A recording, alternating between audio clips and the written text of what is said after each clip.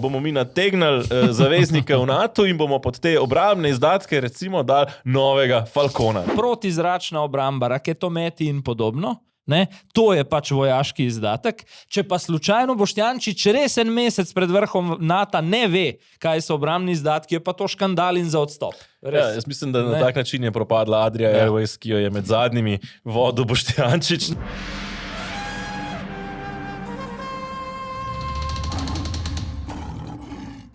Habemus papam.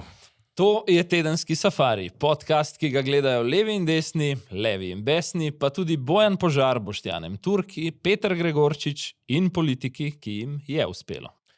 Teden, ki je za nami, nam je prinesel novega papeža, pa novo vojaško parado, novo vojaško eskalacijo in komaj izvoljeno novo nemško vlado.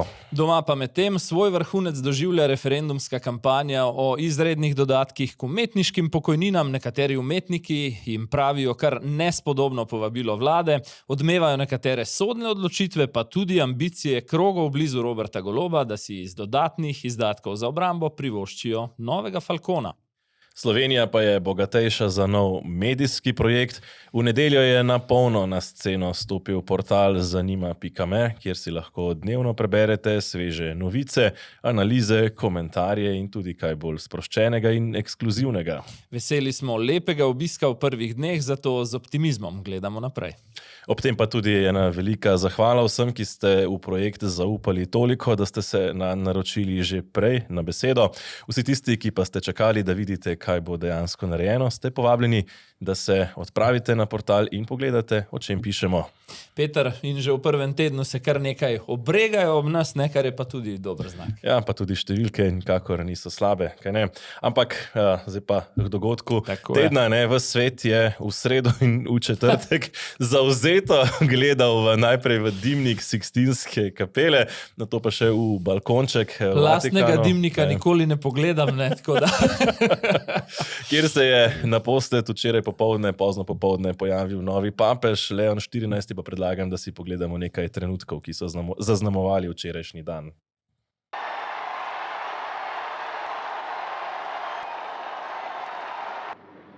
Annuncio vobis gaudium magnum, habemus papam.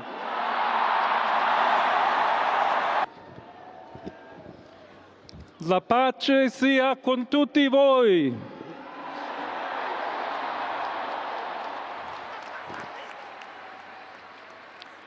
Fratelli, sorelle carissimi, questo è il primo saluto del Cristo risorto.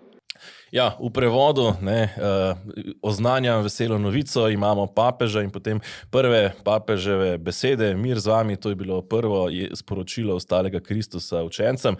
Če še par detajlov, Bog vas ljubi, zlo ne bo zmagalo, pomagajte nam graditi mostove z dialogom in srečanjem, da bi lahko vsi bili eno ljudstvo, vedno v miru. Želimo biti sinodalna cerkev na poti, želimo biti blizu ljudem, ki trpijo. To so nekako osrednja sporočila prvega nagovora papeža Leona 14., ki je, lahko bi rekla, celo navdušil tako bolj konzervativni del katoliške cerkve, kot tudi tiste bolj sodobne, kakorkoli jih želi kdo imenovati. Kar me je morda še precej zabavalo ta teden, je dejstvo, da so sekularni ali brezbožni, kot bi kdo rekel, v mediji, pravzaprav o dogajanju, o konklavu in o papežih ta teden pisali verjetno celo več kot katoliški mediji. Potem lahko, Peter, kakšno novico o Falconih in o podobnem manj napišeš, pa je v redu.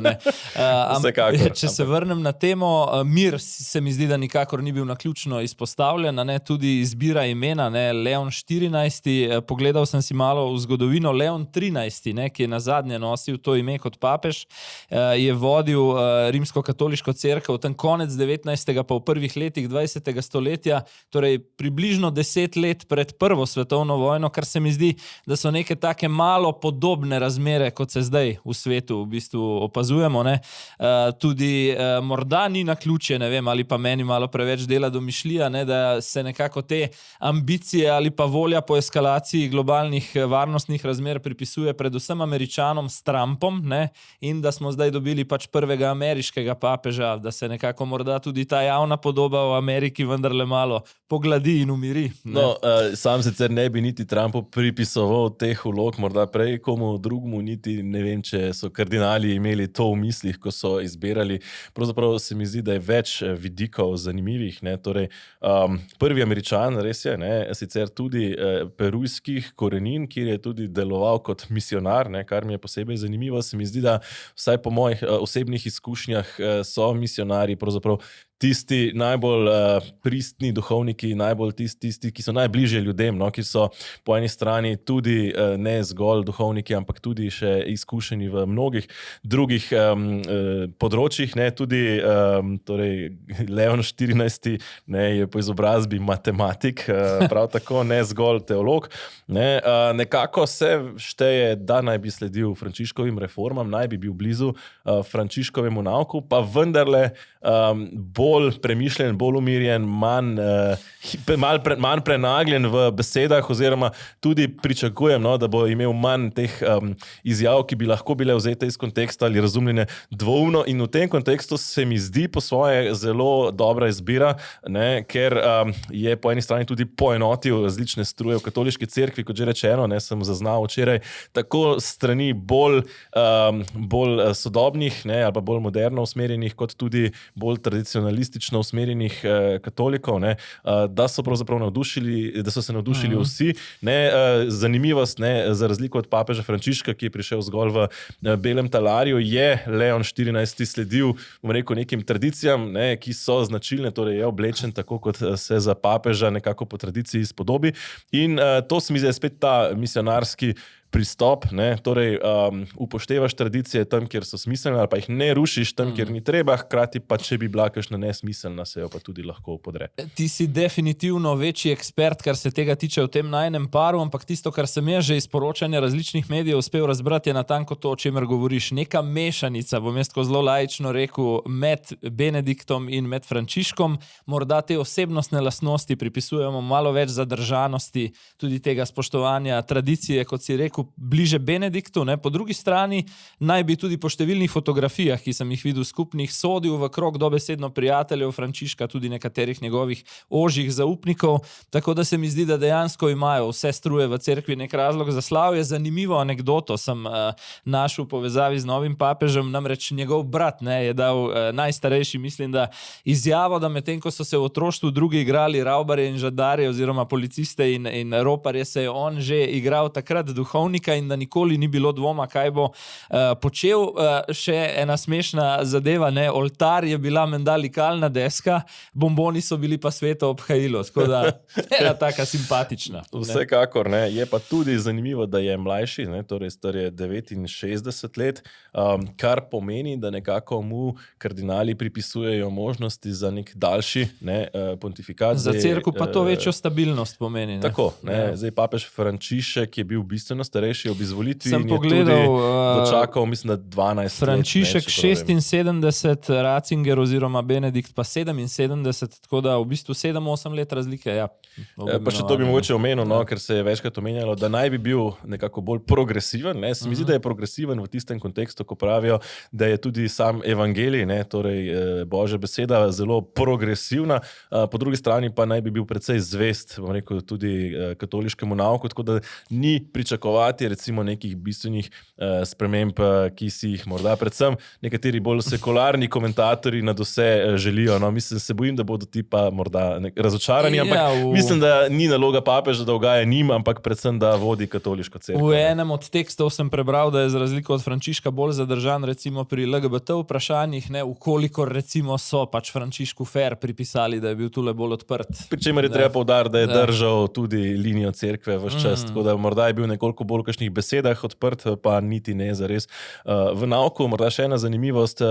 torej Leon XIV je bil pred izvolitvijo se pravi prefekt kongregacije za škofe, ne, kar pomeni tudi, da precej dobro pozna lokalne cerkve, verjetno tudi, bom rekel, naše škofe, tudi sami naši škofe, mislim, da so v nekaterih izjavah za medije včeraj povedali, da se z njim poznajo, kar je tudi po svoje dobro in nekako se ocenjuje, da bi lahko več pristojnosti pripisal oziroma dal lokalnim cerkvam glede na njihove potrebe, ker je pač vendarle katoliška cerkev po svetu v različnih državah in kontinentih ima precej tudi raznolika. perujsko državljanstvo, tako da je na nek način tudi Frančiškova kontinuiteta, kar se Južne Amerike tiče, tam je namreč dolgo deloval, ne?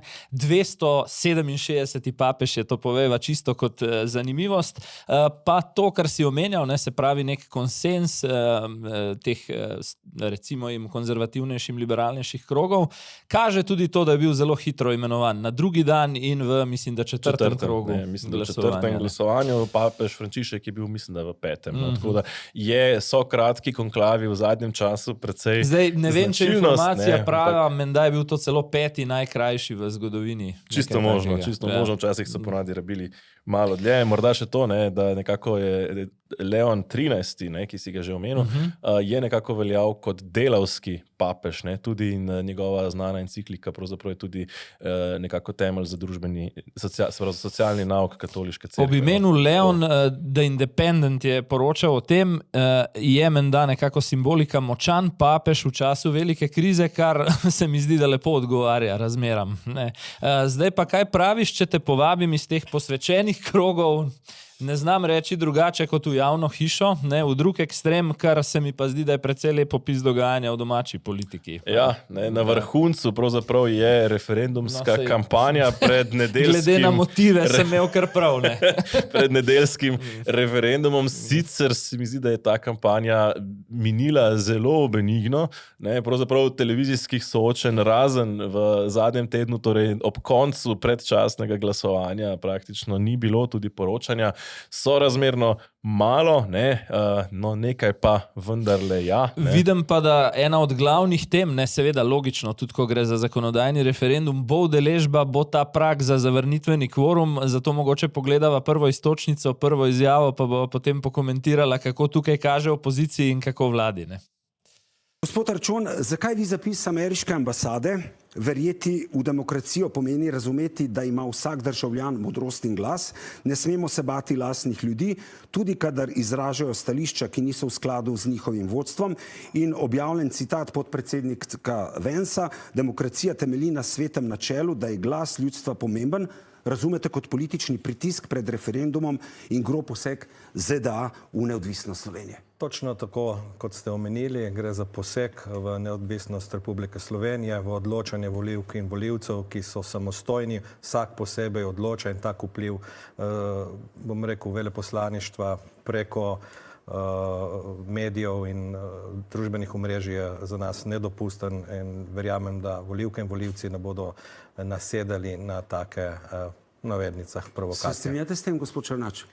Lepo je povedal gospod Račon, volivci vsak o sebi odloča, ampak to ni v skladu s tem, kar oni govorijo, ko pozivajo na bojkot referenduma. Tukaj se vidi, da kar se tiče Amerike, jasno, da bo podprla radikalno desne stranke po svetu, tako smo videli v Nemčiji z AfD-om, tukaj pa z stranko SDS. Odločitev za bojkot je legitimna. Ja. Glede tega, seveda legitimna, vsak lahko na vsake volitve gre ali ne, ampak bi rekel tako, če na eni strani, recimo zapis ameriške ambasade na X-u, lahko rečemo, da malo odstopa od neke izjemno zadržane diplomatske tradicije, na drugi strani po mojem brez težav ugotoviva tudi to, da oblastniški pozivi k neudeležbi in bojkotu glasovanj tudi odstopajo od demokratičnih praks, ne. Bi pa rekel, da je pa vendarle iz tega zapisa ameriške ambasade v luči bližnjega referenduma razvidno, kaj si ZDA, morda lahko sklepava tudi Washington, mislijo o prvem paru Robertina v Sloveniji, ki je njihovega Trumpa recimo na začetku mandata pričakal tam pred pariškim WC-em. Zdaj, glede te ambasade, ne, sem pred kratkim dobil informacijo, ne, da naj bi Bela hiša poslala depešo vsem ambasadam, da naj ne dajejo izjav, če niso usklajene z Belo hišo, kar pomeni, da to ni zgolj, ali pa lahko predvidevamo, da ta izjava ni zgolj signal enega ambasadorja v Ljubljani, ampak da je najverjetneje usklajena tudi vsaj z Belo hišo, ne, kar je nekako kar močno sporočilo pravzaprav vladi Roberta Goloba, nekako, da so z ameriške strani morda postali počasi nekoliko odpisani, kaj točno bi to pomenilo v praksi, recimo v okviru volitev oziroma kakšne podpore ali ne podpore ali kakšne vemo, da Amerika ima načine, kako lahko bom rekel, pomaga kakšni vladi do zrušitve ali pa do vzpostavitve, recimo z razkritjem kakšnih obveščevalnih podatkov, ne, spomnimo se samo recimo tiste arbitraže in podobno, ne, ko so dobili pravzaprav, ko smo dobili od strani Američanov takrat lekcijo, ne vem točno za katero stvar je že šlo. Ne, zdaj, ko gre za vmešavanje, ne, se mi zdi ironično v tem istem posnetku, ne, smo slišali Mateja Arčona, ki se jezi nad ameriškim vmešavanjem v slovenske notranje zadeve, hkrati pa Asta Vrečko na polno komentira, kaj sicer počne Amerika in kako se to obnaša. In tudi sicer ta vladajoča koalicija nikakor ni zadržana, recimo, ko je treba kakšno Giorgio Meloni označiti za fašistko, ali pa ko je, recimo, ocenimo, da bi rajši videli na predsedniškem stolu v ZDA Kamalo Harris, ne pa Donalda Trumpa. Ne. Imaš popolnoma prav. Zdaj, če pogledava konkretnim številkam, kako točno vladi kaže recimo pri tem pozivu k bojkotu, bi lahko sklepala sicer da dobro, ne? Ker če greva pogledati recimo 3 dnevi, zdaj so mimo predčasnega glasovanja, ne? Je glasovalo po zadnjih podatkih 23,000 ljudi v 3 dneh, junija ob posvetovalnih referendumih 39,500 in julija 2021, to je pa tisti razvpiti o vodah, ne? Ki je bil tako stampedo proti Janševi vladi 55,000. Je pa treba opozoriti, da ta metrika, kdo glasuje predčasno v Republiki Sloveniji, pušča veliko odprtega prostora, da v nedeljo vendarle pride do, recimo, mu preobrata. Vsekakor, bom rekel tako, ne, izkušnje. Zdaj, včasih se je posebej štelo predčasno glasovanje in se je tudi na ta račun dalo videti, kako je rezultat predčasnega glasovanja odstopal od siceršnjega rezultata volitev ali referenduma, in vedno, brez izjeme, je predčasno glasovanje bilo nagnjeno bistveno bolj v levo, kar je po svoje tudi razumljivo iz večjih razlogov. Če sem mal plastičen, zdi se mi, da tisti volivci leva baza velja za manj zanesljivo, kar se udeležbe tiče na glasovanjih. Ne? Tisti, ki recimo na lep majski vikend raj pečejo roštilj, obiskujejo ne vem kakšne romanja in podobno, ne? Na Rožniki in drugam. Se mi zdi, da pač rečejo prav, gremo v sredo, gremo v četrtek, ne? Na drugi strani to volilno telo, ki pričakuje, da se bo v bistvu aktiviralo v to nedeljo na tem referendumu, dejansko čaka na redno glasovanje. Jaz bi izpostavil še 2 stvari, ne? In sicer eno je to, da torej predčasno glasovanje poteka na sedežih volilnih enot, to pomeni v mestih, ne, torej v Ljubljani in v drugih večjih mestih. Načeloma po vaseh, ne, mesta so tradicionalno nagnjena bolj levo, in pa ne bi se čisto strinjal s tisto tezo. Jaz mislim, da so daleč najbolj zvesti volivci so res ta trda leva baza, potem so šele, bom rekel, tisti tako imenovani nedeljniki, ki bojda, ne, tradicionalno v nedeljo po maši odidejo na referendum ali pa volitve, ampak niti se ne bi to spuščal. V obeh primerih se mi zdi, da govoriš o starejši populaciji. No, mislim, ni nujno, ne. Čeprav običajno bi rekel, da bolj, ne, ampak torej tisti, ki so zares zagreti v smislu v primeru, da ne bodo v nedeljo mogli voliti, ne, pridejo na predčasno. Tisti so v večji meri, ne vsi seveda, ampak v večji meri so običajno nagnjeni bolj levo. Recimo spomnim se iz, mislim, da referenduma o družinskem zakoniku, ne, je po predčasnem glasovanju, mislim, da 2/3 podprlo, ne, potem pa je, mislim, da 55 bilo proti, ne. Tako da to so neka ta razmerja in predčasno glasovanje, če je prešteto ločeno, to kaže. Ne? Tako da v tem kontekstu... Nedelja odloča. Ne, ampak hočem reči, že polovica manj je sicer ni ravno, da bi rekel, znak zagona. Po drugi strani pa mislim, da še zdaleč ni nič izgubljeno, ne? Če je zgolj, bom rekel, pol manj kot na referendumu o vodah, kjer je bil kvorum precej več kot presežen. Ja, še 600,000 se mi zdi. Tako da v resnici ni treba za zmago na referendumu doseči kvoruma, oziroma niti številki iz referenduma o vodah. Odprl zelo dobro poanto. Mislim, da je šlo čez 600,000 udeležba na teh vodah 2021, ne? Zdaj polovica bi bila tam nekje 300 ali pa malo na 300, tako da, kot sva rekla v preteklih epizodah, na milimetre. Na milimetre bo šlo, ampak je možno še vedno sploh, pa ob dejstvu, da bi se recimo, če se v nedeljo pač toliko bolj aktivno aktivira. Kar se mene tiče, rečem v bistvu glede tega referenduma samo še tako, videla bova še en posnetek, sicer, ampak proti, 340 000 rabi, torej opozicija, da podre zakon. Vlada izjemno veliko tvega, v bistvu s tem pozivom k bojkotu, tvegajo najprej izjemno visok odstotek proti relativno, in ukolikor bi kvorum zavrnitveni uspel, tvegajo tudi to sporočilo politične nezaupnice vladi strani ljudstva, kar potem lahko sproži neke širše posledice. Dve številki bi omenil, na katere opozorim gledalce: 300 000 desnosredinskih glasov na zadnjih evropskih volitvah, pa 280 000 glasov za SDS na zadnjih parlamentarnih volitvah. Če bi pa recimo številka šla res pod to, da bi, ne vem, zavrnilo zakon ali pa glasovalo proti njemu 250 000 ljudi, potem pa je problem tudi obraten, ker potem bo pa ta desna sredina dobila precej neprijeten signal. Mislim, da je čas, da pogledava še nekoliko na vsebino samega referenduma. In v primeru, da referendum uspe, bo še vedno ostal stari zakon, ki bo še vedno dodeljeval nagrade in priznanja. Če ne bo uspešen, bo veljal ta modern zakon, ki ga je kolegica Asta Vrečko pripravila, z jasnimi merili.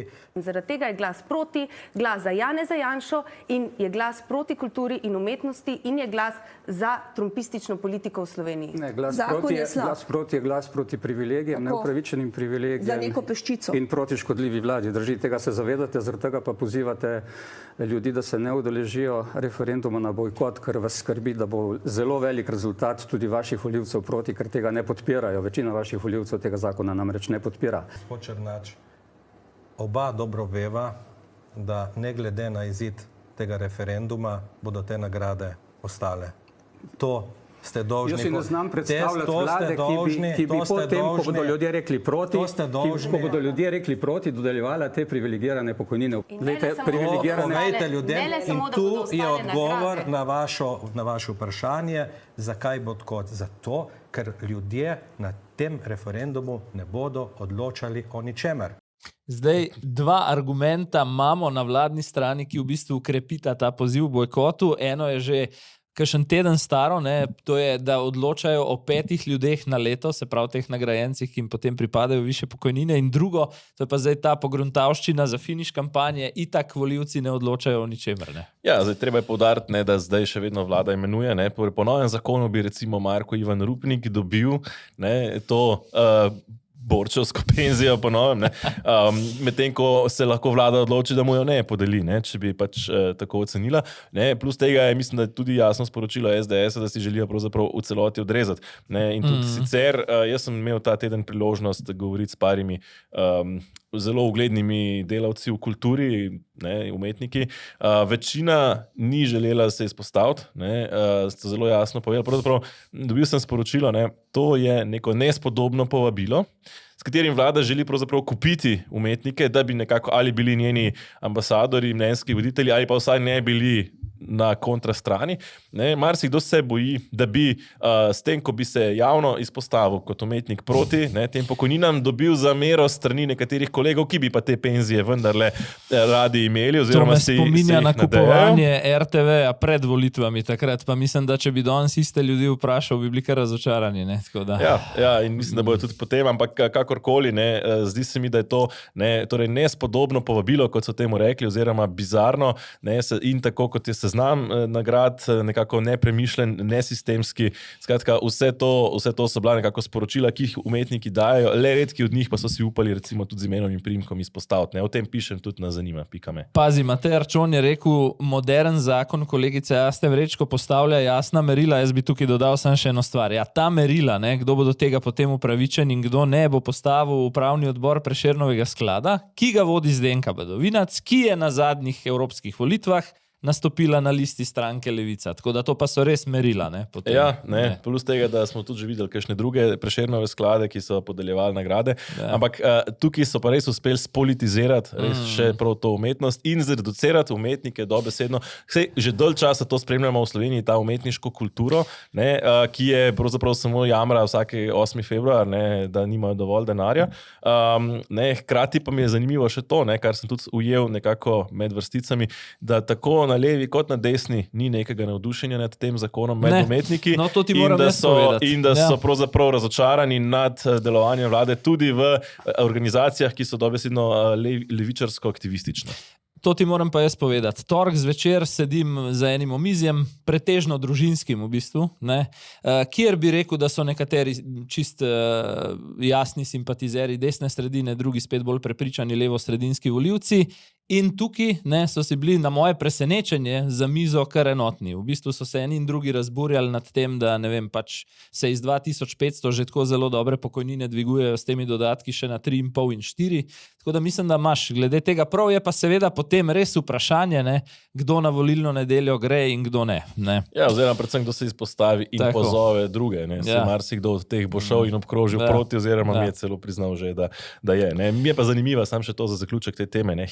Aste vrečko, ne, ko pravzaprav histerično opozarja, da je to neka trumpistična politika, ne, mislim, da nekako pravzaprav z nekim tem ustrahovanjem poskušajo volivce prestrašiti pred, ne vem, nekim baobavom v obliki, ne vem, koga SDS ali kogarkoli. Zdaj ena taka zanimiva zadeva, pa v bistvu kar povezana s tem, kar sva govorila z referendumom, je odločitev Ustavnega sodišča glede omnibus zakona, da za tiste, ki nimajo cele zgodovine za sabo, na kratko povzameva, ko je pač vlada Roberta Goloba nastopila svoj mandat, je v samem štartu, ne, z nekim monstruoznim sklopom zakonodaje povozila številne odločitve prejšnje Janševe vlade, ne, in potem je bila ustavna presoja. In zdaj ustavni sodniki pravijo, da je to okej, ne, da z nekim veriženjem zakonodajnih predlogov poradiraš vse, kar so naredili pred tabo. Nevarna praksa in nevarno sporočilo se mi zdi. Zanimivo mi je bilo to, ne, da sta to odločitev Ustavnega sodišča pozdravila in Nika Kovač in Janez Janša, ne, kar bi sicer lahko rekli na eni strani, da je morda to pozitivno. Iz različnih razlogov, seveda, ampak ne pravzaprav precej iz istih, ne, se mi zdi, in sicer, da sta oba dobila signal, da je pravzaprav to, kar so naredili oni v redu in da ima s tem, recimo Janša, če pride naslednjič na vlado, ko pride naslednjič na vlado, pravzaprav Bianco... S tem delom se Nika ne bo strinjala. Bianco menico, da lahko naredi pravzaprav isto. Ne? Mislim, v svojem bistvu sta oba praznovala pravzaprav isto. Ne? Pričemer mi je bilo, ko sem bral to argumentacijo Ustavnega sodišča, izjemno sporno več stvari. Ne, kot prvo, tukaj gre za nek zakon, ki posega v več zakonov, ki so med sabo povsem nepovezani. Ne, to se načeloma ne dela, ne, čisto zato, da se drži neko čistost. Razen v nekih vojnih ali pa ja, ampak tudi tam delaš vsebinsko, a ne, ti lahko narediš zakon, ki posega na več področji, zato, ampak ki so vsebinsko povezane s tem področjem.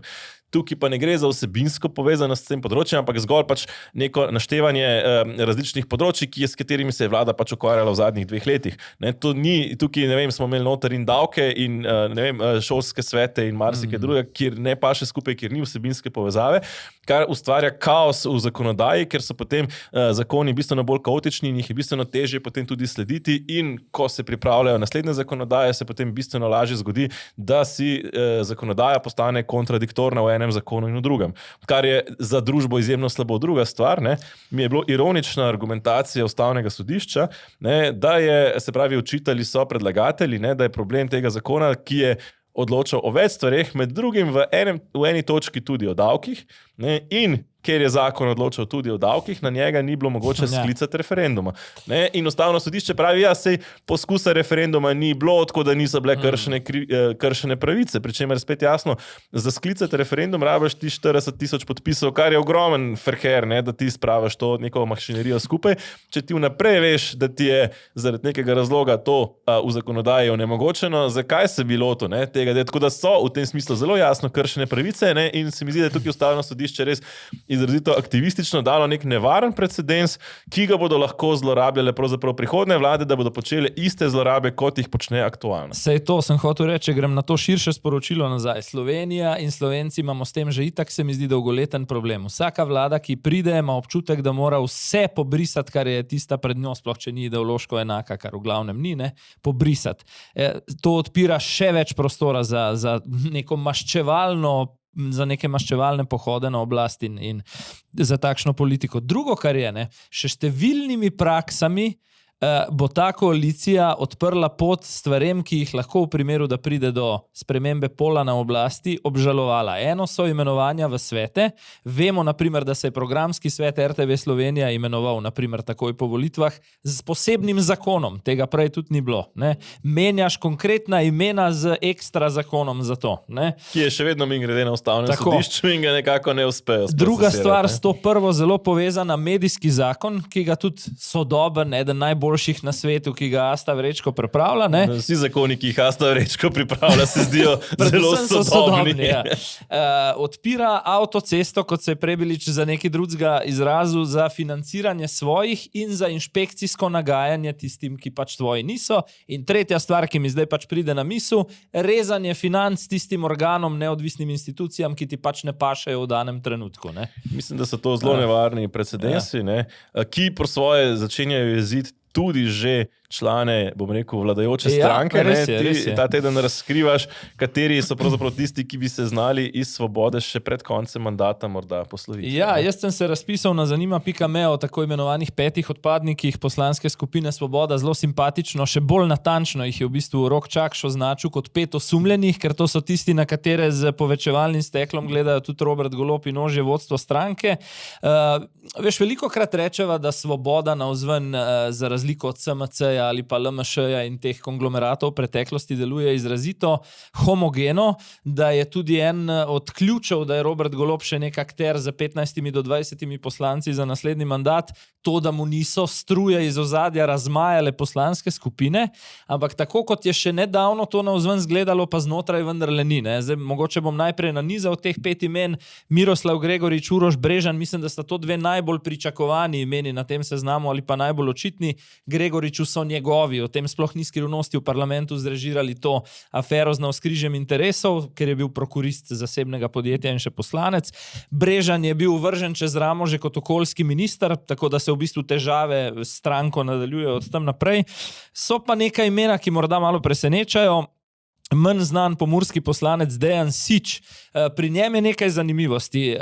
Viri so mi rekli, da pravzaprav celotna lokalna mreža v Pomurju, predvsem pa lokalni odbor Svobode v Lendavi sloni na njem, da ga je pred volitvami 2022 v bistvu gradil za LMŠ, pa je potem nastala Svoboda in ga je pripojil z tej stranki, tako da se delajo z njim v bistvu ne glede na to, da gre za mladega poslanca, 35 let starega, v rokavičkah, malo se bojijo, kaj bo na terenu, če odide. Na drugi strani zanimivo, možakar ima 40.000 evrov plus v delnicah, kar pomeni, da je vsaj do neke mere na srednji rok finančno tudi neodvisen. Slišati je, da ima podobno kot Tina Novak, ki je šel potem Hanžetu Logarju, pritiske na terenu, da je severovzhod države izrazito nezadovoljen s tem, kaj je Svoboda obljubljala in kaj je dala. In bil je, ne, to je pa tudi povezano podobno tej Brežanovi zgodbi, vodja kabineta ministrice Šinko na kmetijskem resorju še ene, ki je bila prav na isti dan kot Brežan vržena čez ramo, tako da je takrat lahko okusil grenkobo, kakšna je ta notranja demokracija pri Robertu Golobu, pa na kratko še Darko Kranjc. Pri njem sicer je podobno kot pri Gregoriču, recimo izjemno zanesljivo glasuje po navodilih stranke, mislim, da samo v kakšnih 4-5% malo po svoje. Zelo fleksibilen je, znotraj stranke ne povzroča težav, je pa menda trenutno, zato sem tudi dobil to ime v roke, zelo glasen na hodnikih, na kavah in na kosilih, kjer pa menda ne pove nič dobrega o svoji stranki, niti o Robertu Golobu, ne? In potem še Janja Sluga, tu se mi pa zdi, da je tisti najbolj karieristični v bistvu problem, ne? Ker se veš, da je bila pri SMC-ju pod Mirom Cerarjem, pa potem pod Zdravkom Počivalškom tudi v desni vladi, desno-sredinski Janeza Janše. Dokler ni potem prebegnila. Tako, dokler ni ravno v pravem času, da se je bil pripravljen igrivasti cesar še usmiliti pred volitvami, spet prestopila na levo in se mi zdi, poglej, kako ima gre danes. Sluga je poslanka Svobode, Zorčič, ki je to takrat hkrati storil z njo, je predsednik volilne komisije in ugibajo, to pa tudi pri Kranjcu, tudi pri Slugi, da bosta trkala na vrata Prebiliča, pri čemer moj dobrohotni nasvet, če ga bo kdo upošteval ali ne, enkrat izdajalci, vedno izdajalci. Ja, zdaj, kar se Prebiliča tiče, je zanimivo še to, da nekako te poslanci, nekateri jih drži v Svobodi eno, nekaterih drugo, predvsem pa morda se nekateri ne najdejo v ostalih strankah, torej ostale stranke so tako in tako v koaliciji, na levi, na desni pa so morda zanje vendarle preveč desni v tem kontekstu, vsaj nekateri izmed teh imen. Zato bi morda računali ravno na Vladimirja Prebiliča, ki pa se, tako kaže, nekako rahlo ohlaja oziroma bolj previdno stopa v ta politični bazen. Zdi se, da nekako ugotovil, da vendarle ne bo imel avtoceste, ki bi ga pripeljala do premierskega stola. In po drugi strani, da je evropska funkcija vendarle bistveno bolj udobna, kot biti nek minister, predsednik stranke z 13 poslanci, recimo v državnem zboru. Podobno, kot sem enkrat že rekel, na nek način ga je razumeti. Zakaj? Vsi izračuni ali pa tudi vse zadnje raziskave javnega mnenja kažejo, da levo-sredinski blok brez njega nekako ne seže do 46. Z njim seže. Zdaj na nek način bo on prišel, da jim da novo monolitno levo-sredinsko vlado, po drugi strani mu je pa jasno, da ga vsaj Gibanje Svoboda in Robert Golob čakajo na nož z zgodbami o njegovih županskih mandatih in podobno. Tako da zdaj neke informacije neuradne iz ozadja kažejo, da se aktivacija, ki se je napovedovala za sredino maja in sva to rekla v prejšnji epizodi, zamika bolj v drugo polovico junija. Rečeno mi je bilo, da tam nekje v bližino simbolno dneva državnosti 25.6. Zdaj, še ena zanimiva zakulisna podrobnost. Mišljeno je bilo, ali pa slišalo se je, da bi ga na nek način lahko civilna družba v maju povabila k aktivaciji na političnem parketu. Menda se jim je celo za to vabilo zahvalil. Zakaj? Saj razlog pa je v bistvu mi kar simpatičen, ker ni želel podobne scene kot 2011, ko je truma uglednih državljanov, bolj in manj uglednih kakor komu, prišla prosit Zorana Jankovića in teh asociacij z Jankovićem nekako Prebilič menda ne želi. Ja, kar po svoje ni tako presenečenje, se je ravno Janković tisti, ki je trenutno bolj v zatonu, ali pa nekako mu trend kaže nekoliko bolj navzdol. Trend pa je v politiki zelo pomembna stvar. Mimo grede, v zvezi s Prebiličem sam simpatična, čist XY zadeva, blasta z Matejem Toninom pri Urošu Slaku glede obrambnih izdatkov, in je potem Tonin rekel, da obstajata oboroženi Vladimir Putin in neoboroženi Vladimir Prebilič.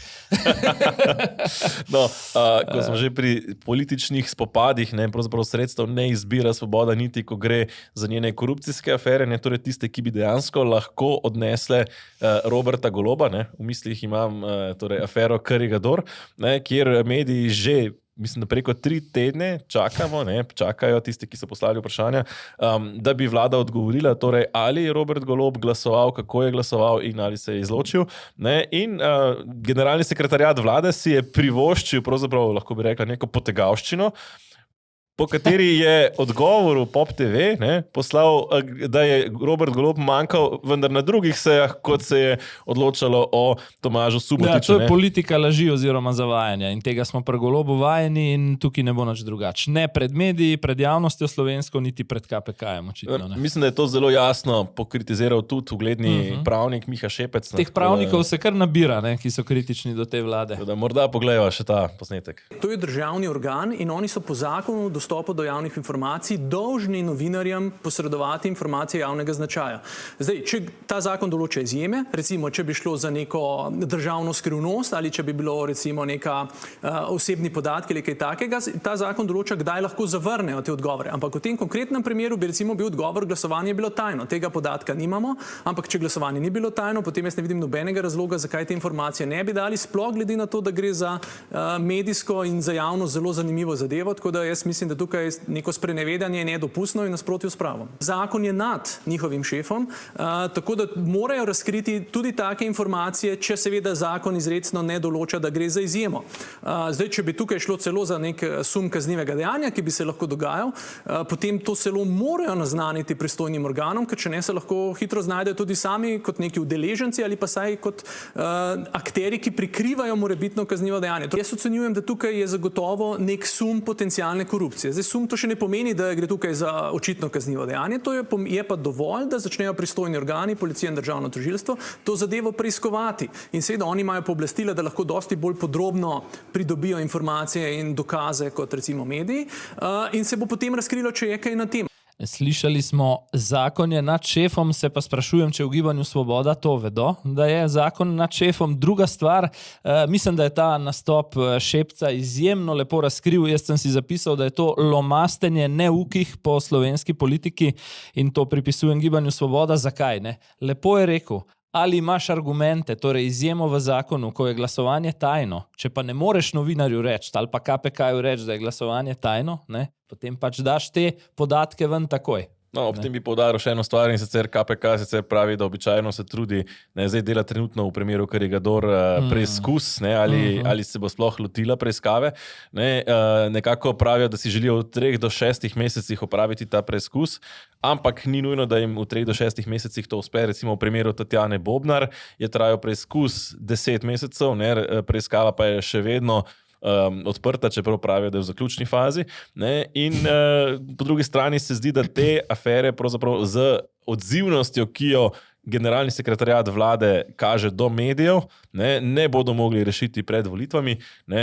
In močno dvomim, da je generalni sekretariat vlade bistveno bolj odziven, ko gre za KPK, kot pa recimo, ko gre za medije. Pa še en pomemben detajl iz te izjave, sum korupcije, o katerem je govoril pravnik, namreč zakaj? Ne? Krog teh indicov, se pravi, premier spi pri nekem industrialcu, potem je ta industrialec strani vlade, ne vemo, ne? A tudi strani premierja osebno 2-krat izglasovan v svete bolnišnic, potem mu vlada pomaga umikati nenaklonjene nadzornike v njegovem podjetju Unior, potem imaš zdaj obljubo oziroma govorice o nekih vojaških poslih teh istih podjetij Unior, Štore, Stil in podobno, ne, in zaposlitev tudi ne čaka od gospoda Subotiča, ne, Luke Kitka in tako naprej, pa še nekih 25,000 evrov potnih stroškov v bolnišnicah.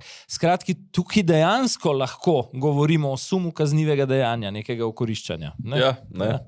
Tukaj so prav resne zadeve, ne, ampak po drugi strani vlada pa po svoje dela naprej, ne samo v tem primeru, ne, delajo naprej tudi, recimo, ko gre za trošarine, ne, tukaj mi je bila pa fascinantna informacija, ko smo malo zakopali se v številke. Če interno razkrijeva eno stvar, tvoj članek na zanima.me o deležu, ki si ga vlada Roberta Goloba vzame od litra bencina, dizla in tako naprej, je trenutno najbolj bran tekst, odkar smo v nedeljo zvečer zares začeli. Ne. Tako da gledalci lahko pogledajo tam tudi grafe, ne, ampak par istočnic, ne, ki se mi zdijo pomembne. Ne.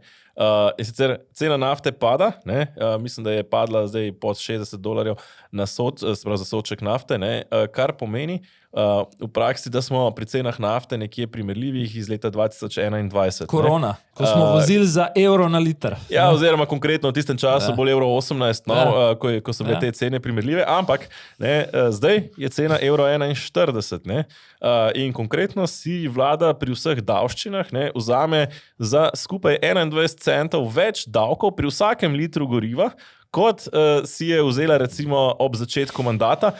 Mislim, da si procentualno zračunal, da so trošarine zdaj 40% više, kot so bile ob imenovanju Roberta Goloba. Tako, približno, ne samo to, ne samo trošarina, ne, meni je še dodatna ironija to, ne, ker se potem obračunava, torej višja CO2 taksa, višja trošarina in na vse te trošarine si vlada vzame še davek na dodano vrednost, kar pomeni, da je tudi DDV 4 centi višji, zato ker je vlada dvignila davke. Ne. Oziroma povedano v praksi, ne, če tankate recimo poln tank dizla za nek kombi ali pa za nek večji avto, ne, od 80 evrov, ki jih boste plačali, ne, gre 51 evrov samo za davke in prispevke državi in to si je vlada recimo bistveno povečala samo v tem mandatu. In jaz ti tu dam zelo preprost odgovor, zakaj je to tako. Ta vlada, to vemo po skupni številki, v proračunu troši največ denarja v našem imenu v zgodovini samostojne Slovenije in dokazano, pa bom naštel par primerov, računalniki Litijska Spirit, ga troši netransparentno in neutemeljeno. Ne? In druga stvar je, Poglej, je tudi moje razkritje, mislim, da v ponedeljek na zanima.me, podjetje z 2 zaposlenima, to je samo ena stvar, pa to je res majhna stvar v 17-18 milijardnem proračunu, ima milijonske pogodbe z obrambnim ministrstvom za letališko infrastrukturo, za vzdrževanje 100 stanovanj.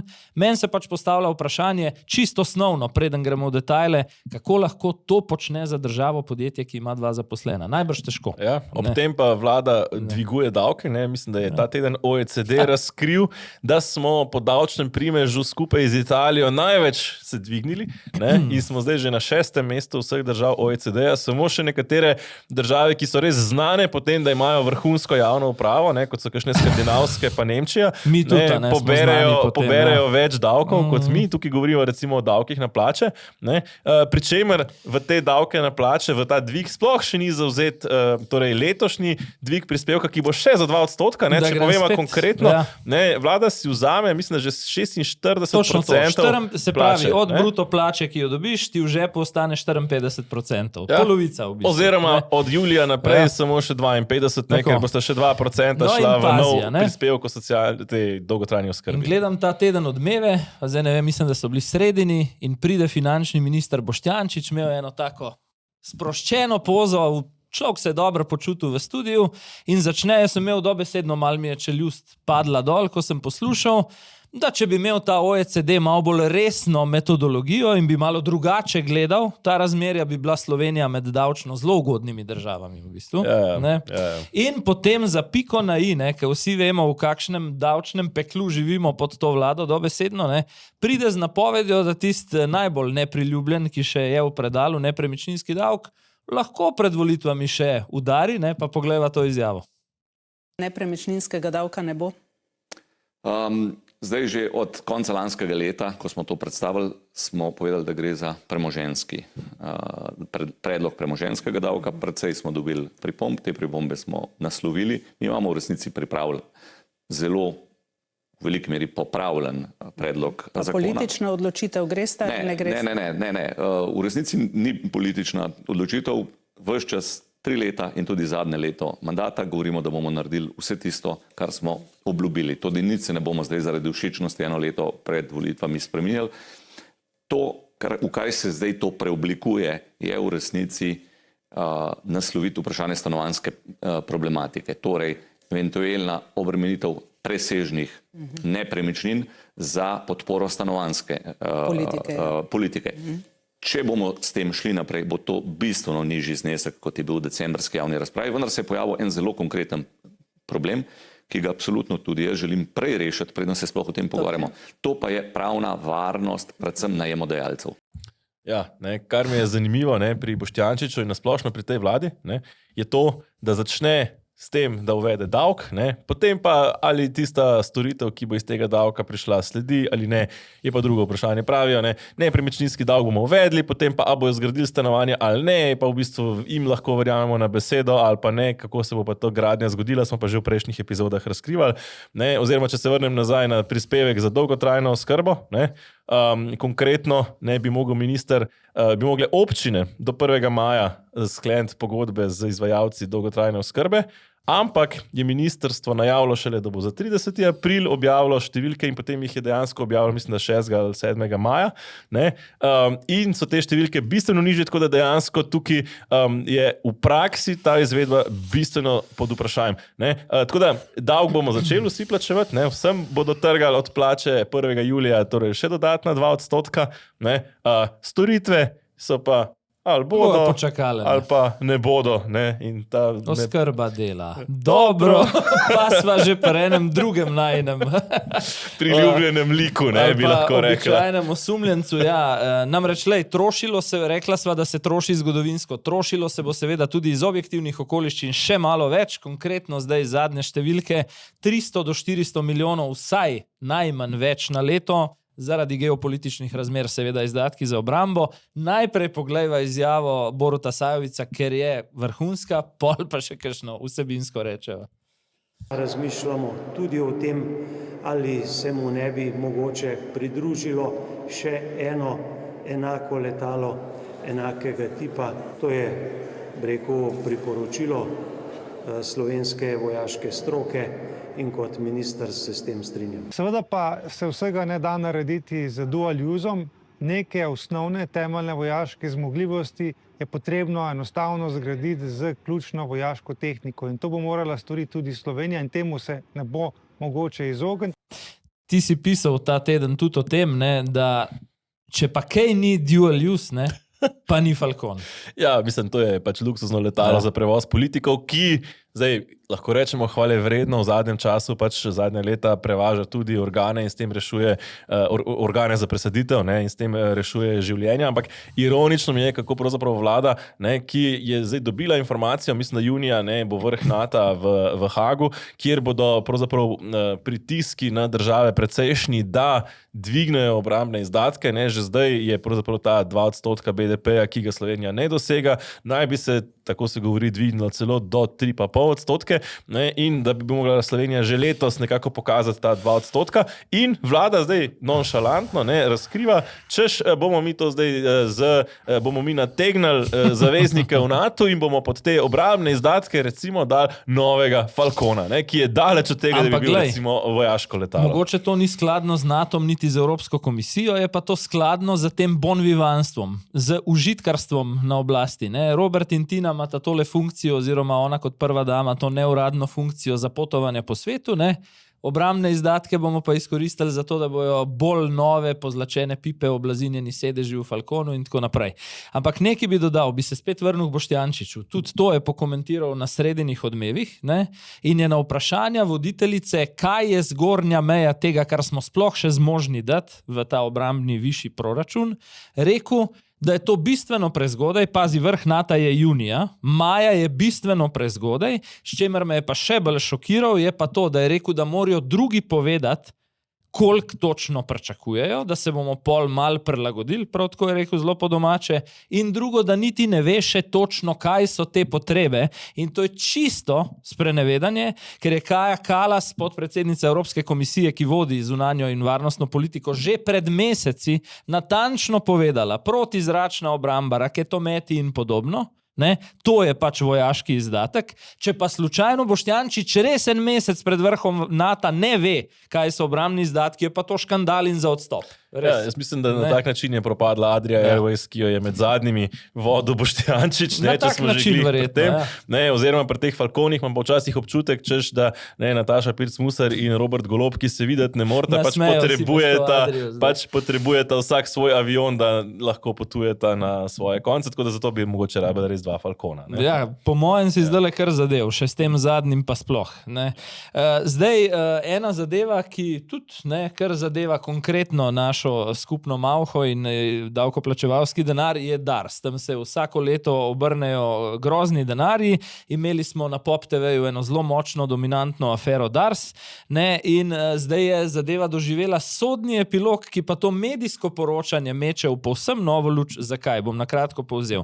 Avtovlekar Žonta, ki je preko Pop TV-ja mesece utemeljeval, da so mu 2021 prekinili pogodbo za odvoz pokvarjenih vozil tam iz štajerskega kraka avtoceste iz nekih zakulisnih političnih razlogov, korupcije, podkupovanja, in je tukaj omenjal Nino Zidar Klemenčič kot odvetnico, ne, je zdaj in prvostopenjsko in višje sodišče v Ljubljani ugotovilo, da so mu na DARS-u povsem upravičeno pod upravo Valentina Hajdinjaka to pogodbo prekinili, ne zaradi kakšne korupcije in podkupovanja, zato ker si je nabral preveč pogodbenih kazni, ne, in vmes so se za to zgodbo DARS delile neke novinarske nagrade, zdaj, ne, vmes, ko je to situacijo in to afero Svoboda z brati Ribič izkoristila za kadrovski naskok na vrh DARS-a, pa teh istih čuvajev, ki so dobivali novinarske nagrade, ni toliko v hlačah, da bi brata Ribič vprašali, kako je možno, da se je projekt, na katerim sta skupaj dela iz 20 podražil recimo na 28 milijonov evrov. Ja, ob tem lahko dodamo, da so istemu podjetju Žonta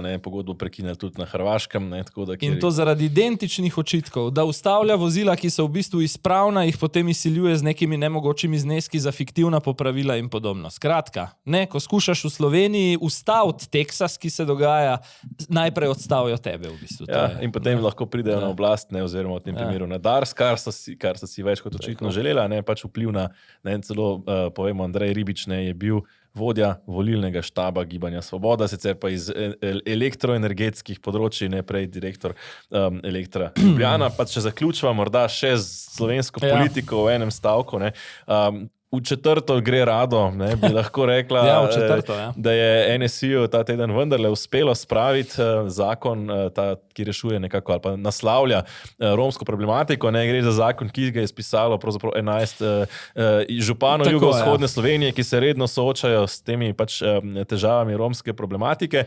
3krat so ga že vložili v parlament, 3krat je bil zavrnjen, no tokrat v zadnjem poskusu. Zdaj se vsebinsko ni spremenil, ostal je tako, kot mu je še pred kratkim Luka Mesec rekel, precej tak rigorozen, recimo v primerjavi s tem, kar je vlada pač načrtovala tak mal, ne. Palica varianta, bolj kot korenček, pa so ga kljub temu, sem šel pogledati izpis glasovanja, potrdili poslanci večinoma, ne vsi, Gibanja Svobode, bi rekel Gibanje Svobode minus največji jastrebi v tej stranki, potem SDS minus največji sokoli v SDS-u, SD večji del in NSI, kot si rekel. Ne? Ja, ne, ob tem pa velja morda poudariti to, da je vlada ves čas poudarjala, da bo pripravila sama zakonodajo, ki bo bolje naslovila kot ta, no pa je boj, da potem Luka Mesec ni uspel spraviti čez stranko Levica, ne, in zato tudi ni pripravljena in potem nekako vlada ugotovila, da vendarle nekaj pa mora narediti in potem v četrtem poskusu sprejela torej predlog, ki so ga... S tem, da ravno v Levici pa ni bil nihče za. Ne? Tako, ne, zakon, ki so ga sicer sprejeli oziroma spisali župani, pa potem vložila NSI. Tako da je dobil Luka Mesec sosedsko pomoč, če rečeva, ne. Ampak, če pogledamo morda še na tuje, kar nekaj pomembnih novic bi ne smel izpustiti, ne, se mi zdi... Mogoče najprej ta, glede na to, da gre za prve slovenske gospodarske partnerje v Nemčiji, ne, je bil res šok, ker kandidat za kanclerja prvič po drugi svetovni vojni ni dobil podpore v prvem krogu glasovanja, potem jo pa je, ne, ampak se je tudi pol to v bistvu odpira dosti neprijetna vprašanja. Ne. Mislim, da je jasno tukaj dvoje. Ne. Eno je to, da so dali pravzaprav koalicijski poslanci kanclerju Mercu jasno sporočilo, da to ne bo lahek mandat, ne, da so zahtevni, da so razočarani. Zdaj, Nemčija se je znašla v enem takem zanimivem paradoksu, ne, ko pravzaprav na drugem mestu oziroma po nekaterih javnomnenjskih raziskavah celo na prvem stranka AfD, s katero pa nihče noče sodelovati, kjer je spet, bom rekel, malo to krivda AfD-ja zaradi svojih nekaterih radikalnih stališč, malo pa tudi pravzaprav neka kaprica politična, ki po drugi strani ravno CDU kot desno-sredinsko stranko omejuje pri pogajanjih in omogoča, da se lahko SDP pogaja bistveno bolj resno, čeprav so volitve dejansko izgubili. Je pa vendarle nekako zaznati obrat, morda nekoliko bolj v konzervativno smer, vsaj pri migracijah, vsaj pri recimo odnosu do varnosti in tako dalje, obrambi. Ne, tako da tukaj mislim, da je Nemčija nekako na poti, da lahko še ohrani morda nek te tradicionalne stranke, ki so steber stabilnosti, ampak če ta vlada ne bo uspešna, mislim, da pa čaka Nemčijo lahko po naslednjih volitvah en hud kaos. Rekel si signal za težek mandat, po drugi strani tudi ne, ta zaplet pri glasovanju kaže, da bo v bistvu imela Nemčija, ki slovi po politični stabilnosti, precej nestabilno oblast do nadaljnega, pač do kakšnega novega šoka in presenečenja. Skoraj je že kazalo, da bi mogel Merc odpovedati potovanji, ki jih imel že takoj za naslednji dan predvidene, mislim, da v Varšavo in Pariz. Ne. Greva še mal na bojišča, ta najbolj aktualna. Novo je v bistvu Indija-Pakistan, relativno novo. Najprej, če zelo na hitro povzameva, je Pakistan napadel v tem teroristični v bistvu napad v indijskem delu Kašmirja in potem ne, so Indijci v bistvu napadli Pakistan. Zdaj, tukaj je malo bolj kompleksna situacija, ne, torej teroristi so bili sicer verjetno podprti strani Pakistana, čeprav Pakistan to zanika. Ne, Indija je potem ostro odgovorila. Zdaj, problem je, ker gre pravzaprav za dve jedrski sili, tako Pakistan kot Indija imata jedrsko orožje. Gre za pokrajino Kašmir, ki je izrazito strateško pomembna zaradi predvsem vode, ne, ker gre za visoko ležečo pokrajino v Himalaji, odkoder lahko Indija, če bi se odločila, recimo blokira pravzaprav tok vode v Pakistan, kar je lahko za Pakistan izrazito uničujoče. Ob tem je zraven še Kitajska, ki je prav tako jedrska sila. Vendarle nekako signali prav najbolj sveži kažejo, da bi se lahko zadeva umirila. Zdaj, na tem območju je že dalj časa ta napetost pa vsakih nekaj let pride do neke eskalacije, čeprav pa je treba povedati, da je ta ena večjih v zadnjem času. In v primeru, da bi res prišlo do neke večje eskalacije, govorimo o več kot milijardu oziroma nekaj 1,5 milijarde prebivalcev Indije, 250 milijonov prebivalcev Pakistana in 2 državama z jedrskim orožjem, kar bi bilo pa lahko zelo nevarno. Zelo kratka ekskurzija nazaj v Slovenijo. Zakaj? Ker si me s to strateško dobrino vodo spomnil na nekaj drugega. 3 tedni so zdaj, odkar Maxi Market sameva in Mercator, to sem bral danes zjutraj, se pravi, je informacija sveža, nima pojma, zakaj gre, če verjameš. Ja, tudi ne bojo imeli pojma, če bo kanalci nič puščal. Tako, pa greva še na 80. obletnico druge svetovne vojne, oziroma zelo svojevrstno prireditev, ki ob tem poteka v Moskvi. Ja, zdaj večine voditeljev tja, pred leti se spomnim, so recimo hodili pravzaprav vsi pomembni voditelji od francoskih, italijanskih in tako dalje. Mislim, da od evropskih sta tam samo Aleksandar Vučić in Robert Fico, pa tudi ona dva nista nekako v prvih Dodik vrstah. sam njega za evropskega že težko šteješ. Ja. Tako, ne. Zdaj je pa pomenljivo, se mi zdi, ne samo to, Ukrajina je nekako rekla, da ne bo garantirala varnosti. Doma, ob tej isti obletnici pa me je zmotila pravzaprav odločitev Nataše Pirc Musar, da bo odlikovala Zvezo združenj borcev za vrednote NOB, pri čemer je bila ta utemeljitev kot varuhov zgodovine, jaz bi prej rekel varuhov mitov. Pravzaprav to, kar borci ohranjajo, je predvsem malo povezano z zgodovino in predvsem bistveno več z nekimi miti in legendami. Predvsem pa je to, se mi zdi, strateška napaka Nataše Pirc Musar, ki podeljuje v bistvu odlikovanje neki tako zelo polarizirajoči organizaciji, ob tem, da ni zmožna se zauzeti resno, niti recimo za neko osnovno dejanje, kot je recimo nek dostojen pokop žrtev iz konca druge svetovne vojne. Kar se mi je zdelo pri Nataši Pirc Musar do zdaj politično modro, strateškega vidika je bilo, da je ves čas vzpostavljen ne samo zaradi teh antipatij osebnih, ampak tudi na ravni nekih simbolnih potez zelo jasno razliko, da to, kar simbolizira Robert Golob, torej to trdo levico, da to ni čisto tako na njeni strani, Tule je, mislim, da ta vtis kar konkretno spremenila. Kar predvsej, bom rekel, cebnla v temo, bi rekel, temorci. Tako da, mislim, da, evo. Mogoče mimo grede še to v Ukrajini istočasno, ko poteka parada, poteka srečanje nekaj 10 evropskih držav na temo posebnega sodišča za vojno v Ukrajini, tako da bomo videli, kaj naj bi bilo tudi to, neki novi načrti, kamor pa smo Slovenci poslali državno sekretarko. Kaj smo pa tudi že navajeni, da kadar gre za pomembne stvari, mi pošljemo nekega nižjega uradnika. Zdaj, ali lahko pričakujemo konec vojne v Ukrajini, mislim, da pa je to še precej prezgodaj reči. Je pa torej še en datum, ki je nekako veljal za tisti možni datum, ko bi lahko prišlo do nekega resnega premirja, danes pravzaprav tukaj in verjetno bo tudi mimo, ne da bi se vojna še zares končala. Končala bova na kratko. Lahko bi rekla, glejte Safari, pa berite zanima.me. Tako, mislim, da je en kup zanimivih tem. Marsikaj, kar sva načela že v oddaji, lahko že preberete tudi na zanima.me, sicer pa bomo ves teden objavljali še sveže zadeve, tako da le ne spreglejte. Lepo se imejte, vreme, potem ko nas pogledate do konca, bo šlo vreme na boljše. Lep vikend. Srečno.